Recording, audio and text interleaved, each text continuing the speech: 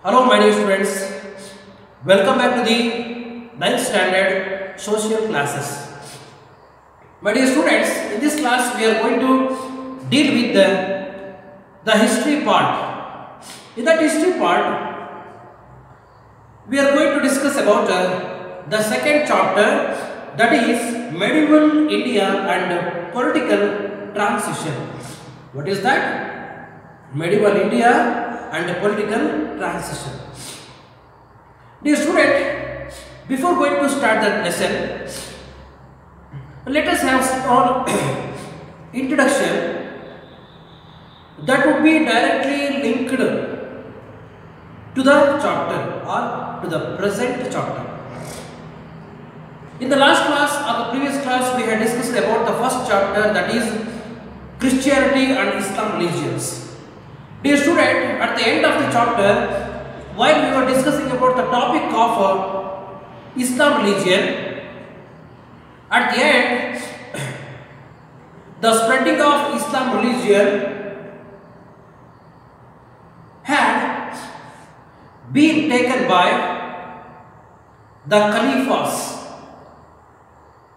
As we knew in the last class, the meaning of Caliphs or Caliphs are known as the successor of Muhammad Paigambar.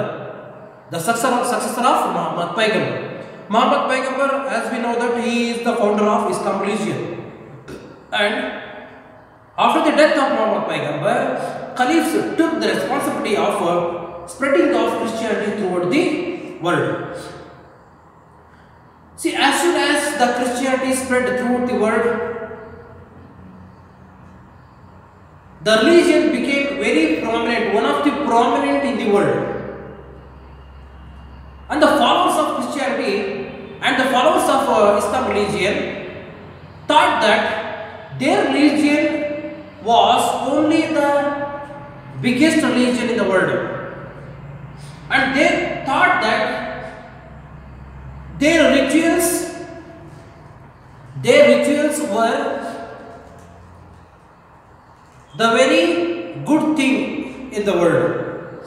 So when it was continued, when this too much of believing in their own religion as well as their rituals became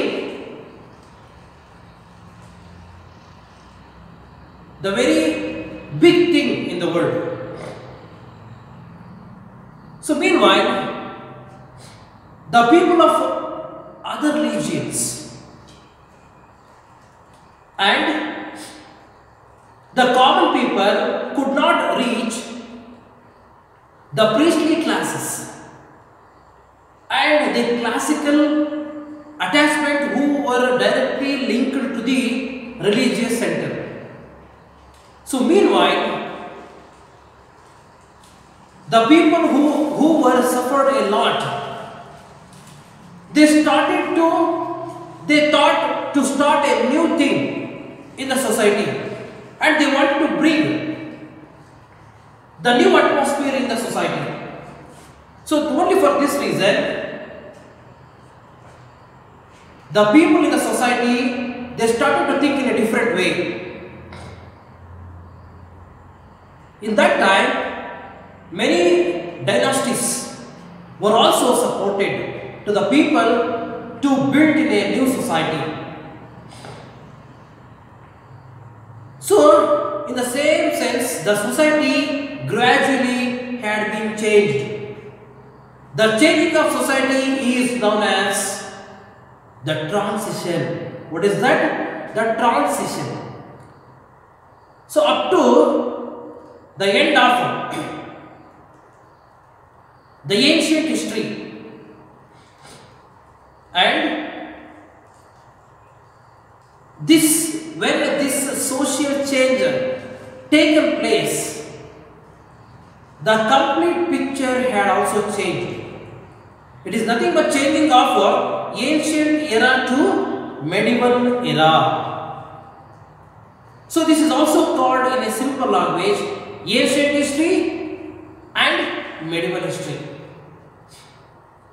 Soon after social change had happened, the ancient history has been also changed into medieval history. So this is called the medieval India and political transition. In these circumstances, we could see so many dynasties and their political transition as well as changes in the society. My dear student, in this class we shall study more about the political transition and many dynasties, how they contributed their valuable ethics in changing of society in the chapter Medieval India and Political Transition. Dear student, in this class we shall study about some important aspects which are, see here, first of all, the Rajput dynasties that ruled in North India. Rajput dynasties that ruled in North India. And then the contributions of Rajput kings to literature, art and architecture. See, what is that? The contribution of Rajputs to the literature, art and architecture. And then the arrival of Turks. The arrival of Turks. The impact of Muhammad Ghazni and Muhammad Ghori inventions. Isn't it? The result or the consequences of arrival of Muhammad Ghazni and Muhammad Ghori. Got it? Next point is the establishment of the Delhi Sultanate, their administration and the contributions of Delhi Sultanates. Got it? Dear student, now let us see. Here we are hearing the new word. What is that? Yes, transition. We are very aware of the word medieval. It is what we call in Kannada medieval. Yes, Madhyakalina. Got it? The time between the end of ancient history and the initial period of initial period of medieval history. Got it? And then political transition. This is a new word for me, new word for us. Political transition. See, what is called political transition? This transitional period. Why it has happened? Let's see, dear students. The period between the second half of 12th century and the first half of the 13th century. What is that? The second part of 12th century. What is the second part of 12th century and the first half of 13th century. The first half of 13th century. Got it? See, this period is recognized as the transitional period. What is that, my dear students? Let me repeat once again. The second half of 12th century and the first half of 13th century. Got it? This period is recognized as, this period is mentioned or called as the transitional period in Indian history. Got it? And then transitional period indicates, see what we can say this transitional period. The student, in this period, the period indicates the preparedness of or the readiness of a society to enter from one era to another era. See what important things include in this transitional period means the transitional period is consisting of the preparedness of the society to enter from one era to another era. So what I told earlier, it is the preparedness of the society from ancient era to, yes, preparedness of the society to enter from ancient era to, yes, medieval era. So this is the period is called as the, yes, traditional, especially transitional period. Got it? Yes, students. In this transitional period, the Indian society entered the medieval period from ancient one. Got it? This is the only way the people in the society, they discovered their own route to enter from ancient to medieval era. Especially in this period, the Turks who are there, the Turks broke the political system of small kingdoms. Especially the Turks broke the political system of small kingdoms. The arrival of Turks, the entering of Turks, what did they do? See, the arrival of Turks affected on so many things in India in this period. So what are the things? The Turks broke this political system of small kingdoms in India especially. And then they also established the empire which had a strong centralized power structure. They established a strong kingdom or empire which had a strong centralized power system. And one more important aspect is monotheism. What is called monotheism? Yes, we discussed in the last classes. Come on, monotheism and polytheism. There are two things. Monotheism is nothing but, what is that? Yes, monotheism was expounded in the field of religion due to the influence of Islam. Due to the influence of Islam. Got it? Then, polytheism, what is meant by polytheism? Yes, believing in many gods is polytheism.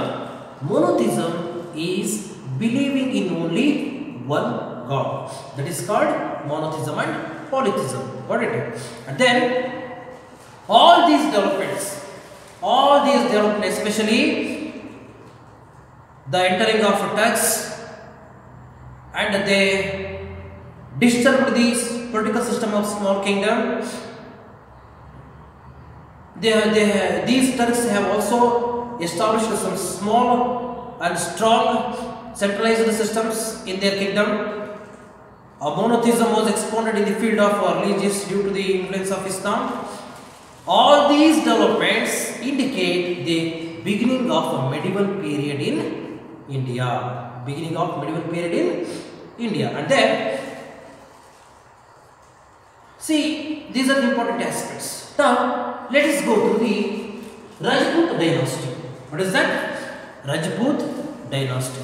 See, what had happened in Rajput dynasty and how did they contribute to the development in art, literature and architecture, especially in India. See, Rajput dynasties, after the rule of, how these entered, listen here, after the rule of Vardhanas of Satnavineshwara, most of the western and the northern India was ruled by whom? Yes, after the rule of Vardhanas, most of the western and northern India were ruled by Gurjar Pratiharas, then Bundelkhand, Chandelas, Gharwalas, Solankis, Paramaras and many other kingdoms. Many other small dynasties ruled the northern and western India, isn't it? This is the entering of Rajput dynasties. My dear students, before entering of Rajput dynasties, we could see Vardhana dynasties. When Vardhana dynasties became weak, these small dynasties of Rajputs became very strong, especially some of them Gurjara Pratiharas, Bundelkhand Chandelas, Gaharwalas, Solankis and Paramaras. These many dynasties ruled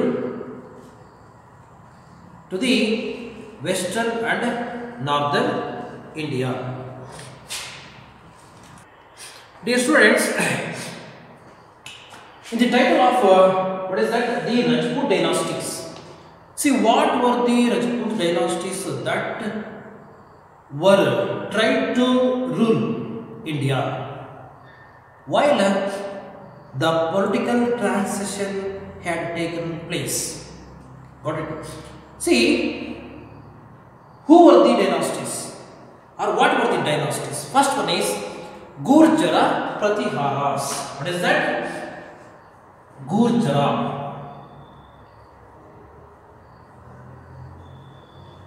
Gurjara Pratiharas.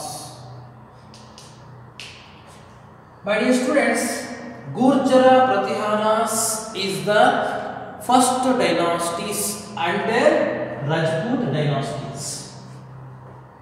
See, who is the founder? Who is the founder of this dynasty? The founder is nothing but Nagabhatta. Who is that? Founder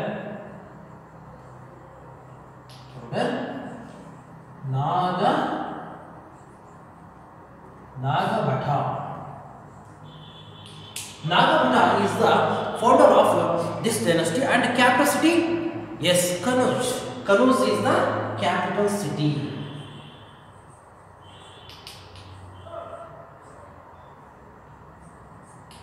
Capital city Kannauj. Kannauj is the capital city of this Gurjara Pratiharas. And among them, dear students, the powerful kings. Who are the powerful kings of this dynasty?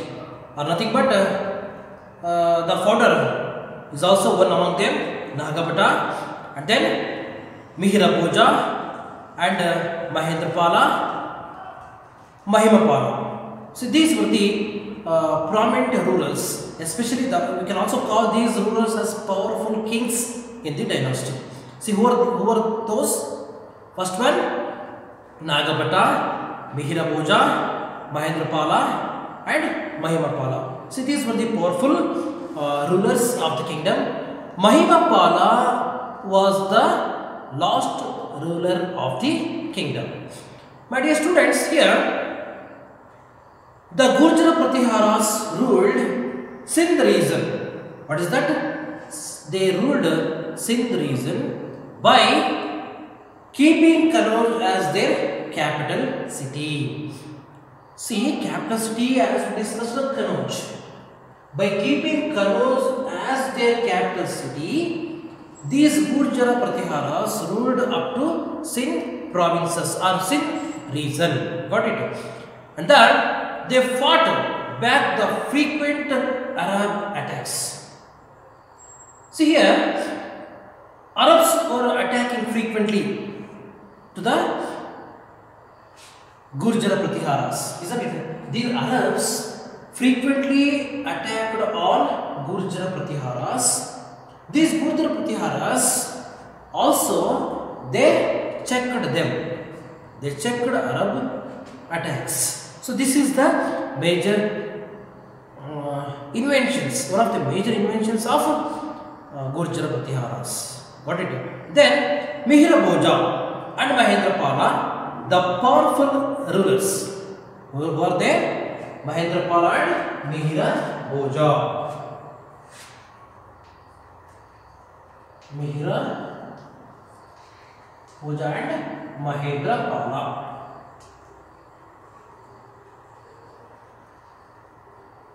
These two rulers were the powerful kings in Gurjara Pratihara's. See, dear students, these two were very powerful in the dynasty. They had defeated the Palas of Bengal. These Gurjara Pratiharas, these are the achievements. Had defeated the Palas of Bengal, and these Gurjara Pratiharas, especially Mihira Bhoja and Mahendrapala, after defeated Palas of Bengal, extended their kingdom till Bengal, up to Bengal. Got it? So this is the achievement of Gurjara Pratiharas, especially Mihira Bhoja and Mahendrapala. And then this can be presented, this can be seen in the things called an Arab traveler named Suleiman. Who is that Arab traveler? Suleiman.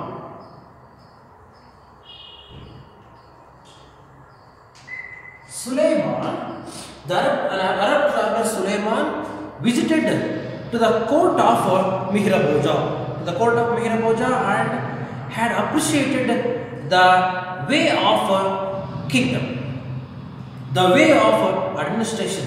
Especially, he mentioned in his scriptures about how Mihira Bhoja was maintaining peace and prosperity throughout his kingdom. Dear student, you must observe one thing, that Mihira Bhoja was well known for the establishment of peace and prosperity in his kingdom. So that is why the Arab traveler, who is that Suleiman, mentioned in his scriptures or in writings that Mihira Bhoja was maintaining peace and prosperity in his kingdom. He also says that he was a good administrator, and not only a good administrator, but also he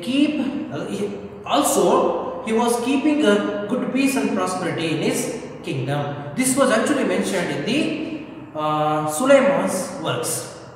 But then, dear students, we can also say that one more thing important about these things. Got it? And next another dynasty, which is that the another dynasty is Gaharwalas. What is that? Okay, dear students, I hope that you understood today's class on medieval India and political transition. Got it? Now we will start today's class. Take down today's homework. First one is what is called transitional system. The first question is what is called transitional system. The second question is name the sub dynasties which come under in Rajput dynasties. Name the sub dynasties which come under in Rajput dynasties. Okay. And the third question and the last question is explain about Gurjara Pratiharas. Explain about Gurjara Pratiharas. I hope that you understood today's class very well, and we will meet with the next topic in the same lesson in next class. Thank you.